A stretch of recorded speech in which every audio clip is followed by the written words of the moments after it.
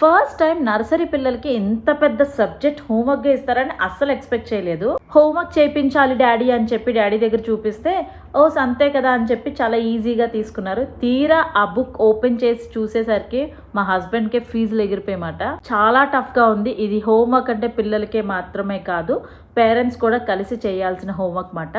అయితే ఇంత టఫ్గా ఉంది కదా, పిల్లలు అసలు చదువుతారా లేదా స్కూల్లో అని అస్సలు డౌటే లేదు మాట. పిల్లలు చాలా షార్ప్గా ఉంటారు. ఎస్పెషలీ 3 to 6 years పిల్లలకి ఇంకా బ్రెయిన్ డెవలప్మెంట్ అనేది చాలా ఫాస్ట్గా షార్ప్గా ఉంటుంది.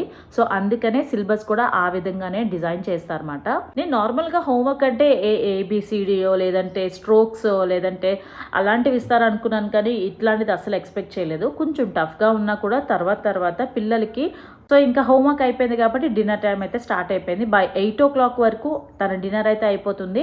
ఖచ్చితంగా early to bed early to rise అన్న స్లోగన్ నేను చిన్నప్పటి నుంచి మా చిలకమ్మకి ఒక విత్తనం లాగా నాటానమాట. సో 8 o'clock వరకు డిన్నర్ అయిపోవాలి.